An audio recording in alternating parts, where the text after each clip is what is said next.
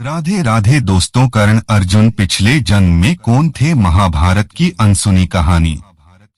लेकिन वीडियो में आगे बढ़ने से पहले एक छोटी सी रिक्वेस्ट है। अगर आपने ये चैनल अभी तक सब्सक्राइब नहीं किया है तो सबसे पहले सब्सक्राइब कर ले ताकि सनातन धर्म से जुड़ी सारी जानकारियां आप तक सबसे पहले पहुंच सके। कमेंट्स बॉक्स में प्यार भरा राधे राधे लिखकर आपकी हाजिरी अवश्य दें। चलिए वीडियो करते हैं स्टार्ट।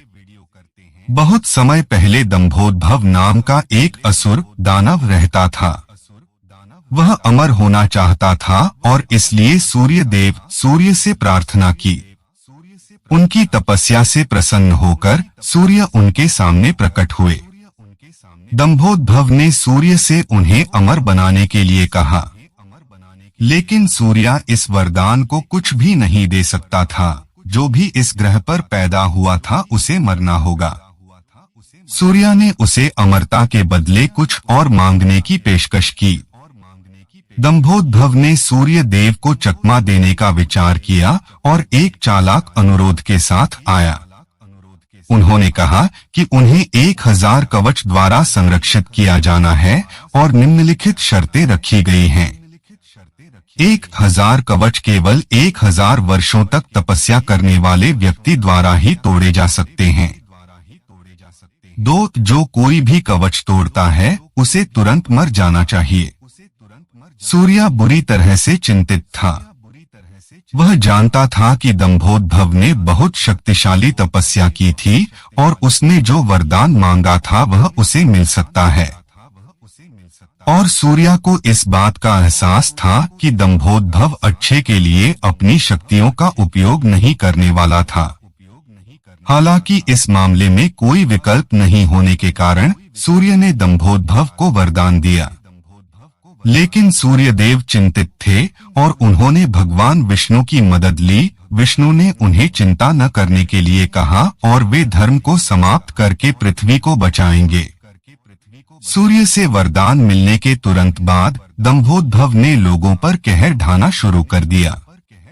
लोग उसके साथ लड़ने से डरते थे। उसे हराने का कोई तरीका नहीं था। जो कोई भी उसके रास्ते में खड़ा था उसके द्वारा कुचल दिया गया था। लोग उन्हें सहस्त्रकावच कहने लगे, जिसका अर्थ है 1000 शस्त्र वाले। यह इस समय के आसपास था कि राजा दक्ष, सती के पिता, शिव की पहली पत्नी को उनकी एक बेटी मिली। मूर्ति ने धर्म से शादी की। सृष्टि के देवता भगवान ब्रह्मा के मानस पुत्रा में से एक। मूर्ति ने सहस्त्रकवच के बारे में भी सुना था और अपने खतरे को समाप्त करना चाहती थी। इसलिए उसने भगवान विष्णु से प्रार्थना की कि वे आकर लोगों की मदद करें। भगवान विष्णु प्रसन्न होकर उसके सामने प्रकट हुए और कहा, मैं तुम्हारी भक्ति से प्रसन्न हूँ। मैं आकर सहस्त्रकवच का मैं वध करूँगा, क्योंकि तुमने मुझसे प्रार्थना की है। तुम सहस्त्रवच का वध करने का कारण बनोगे। मूर्ति ने एक बच्चे को नहीं बल्कि जुड़वा बच्चों नारायण और नारा को जन्म दिया। जंगलों से घिरे आश्रम में नारायण और नारा बड़े हुए। वे भगवान शिव के बहुत बड़े भक्त थे। 2 भाइयों ने युद्ध कला सीखी। 2 भाई अविभाज्य थे। क्या एक दूसरे को हमेशा खत्म करने में सक्षम था? सोचा था। दोनों ने एक दूसरे पर निहित रूप से भरोसा किया और कभी भी दूसरे पर सवाल नहीं उठाया। समय बीतने के साथ सहस्त्रकवच ने बद्रीनाथ के आसपास के वन क्षेत्रों पर हमला करना शुरू कर दिया, जहां नारायण और नारा दोनों रह रहे थे।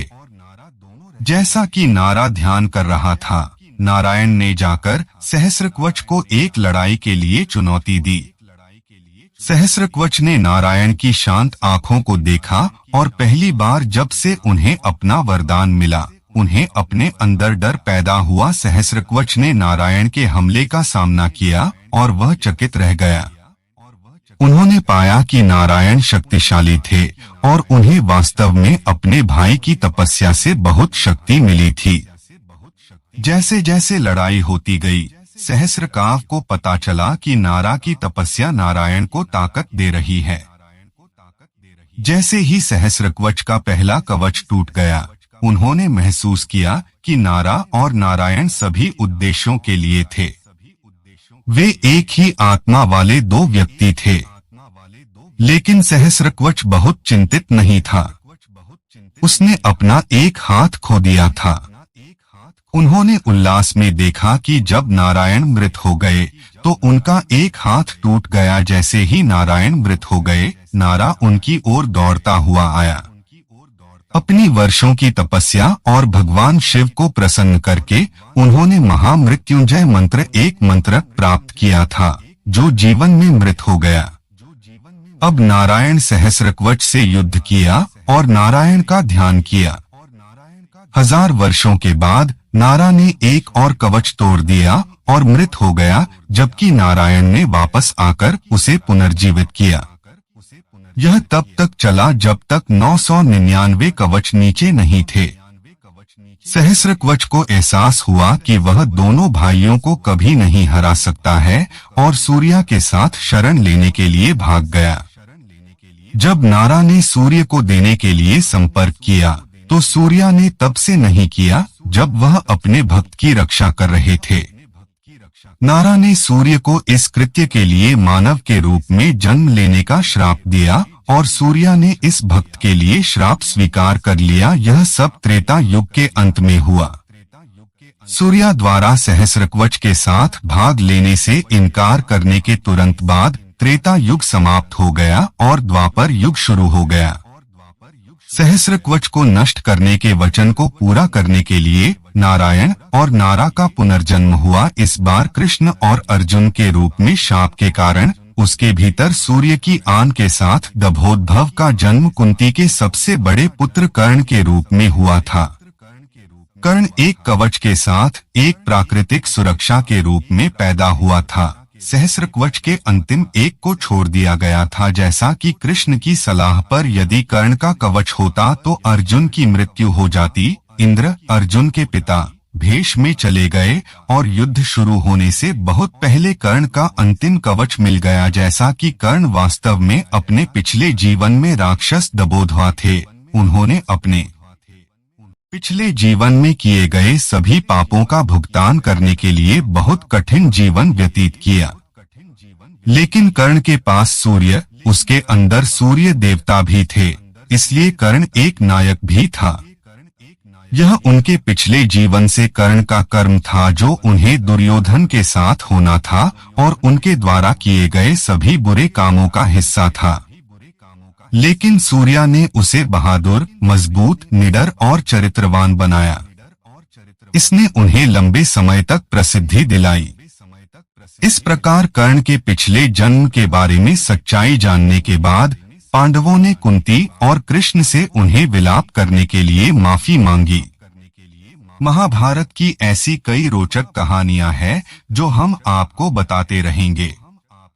हमसे जुड़े रहने के लिए हमारे चैनल को सब्सक्राइब कीजिए। आपका बहुत बहुत धन्यवाद।